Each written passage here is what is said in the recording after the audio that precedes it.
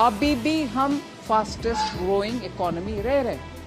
ये हालात है फोर्थ लार्जेस्ट इकोनॉमी की गर्मियों में। तुम्हें लगेगा मैं एंटी मोदी एंटी गवर्नमेंट हूँ, इसलिए आज प्रो मोदी इकोनॉमिस्ट की ही बात कर लेते हैं। रिसेंटली इंडियन एक्सप्रेस के एक आर्टिकल में pro government economist Surjit Bhalla ने गवर्नमेंट को एक बड़ा रियलिटी चेक दिया है। सुरजीत भल्ला कहते हैं कि बीजेपी इलेक्शन तो जीत रही है लेकिन इकोनॉमी गिरती जा रही है। सरकार बहुत बड़ी गलतफहमी में है कि हमारी economy one of the fastest growing economies में से है, पर रियलिटी ये है कि ग्रोथ रेट के मामले में इंडिया एक्चुअल में 9th नंबर पर आता है, लीडिंग ग्लोबल इकोनॉमीज में नहीं। इवन डॉलर टर्म्स में हमारी पर कैपिटा जीडीपी बांग्लादेश से भी पीछे चल रही है।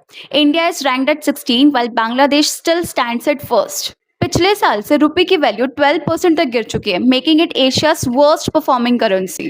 प्लस पिछले 22 महीनों में इंडिया का नेट एफडीआई ऑलमोस्ट जीरो है और फॉरेन इन्वेस्टर्स मार्केट छोड़कर भाग रहे हैं। गवर्नमेंट एक डिल्यूजन में है कि इंडिया का मार्केट बड़ा है तो इन्वेस्टर्स झक मार के भी आएंगे, पर रियलिटी ये है कि 2025 में इंडिया की पूरी जीडीपी ग्रोथ अमेरिका के एक अकेले स्टेट कैलिफोर्निया से भी छोटी थी। और इसका सबसे बड़ा रीजन मोदी गवर्नमेंट है, क्योंकि 2015 में इन्होंने बायलैटरल इन्वेस्टमेंट ट्रीटी लॉन्च की, जिसके अकॉर्डिंग अगर किसी फॉरेन इन्वेस्टर का कोई डिस्प्यूट होता है तो उसे इंडियन कोर्ट के 5 साल तक चक्कर काटने पड़ेंगे। मतलब खुद के केसेस सॉल्व हो नहीं रहे, तुमसे 1 करोड़ से ज्यादा केसेस पेंडिंग है, पानी तुम लोग पीने का प्रोवाइड कर नहीं पा रहे और तुम चाह रहे हो कि फॉरेन इन्वेस्टर्स खुद का पैसा भी इन्वेस्ट करे और फिर यहाँ के कोर्ट के चक्कर भी काटे।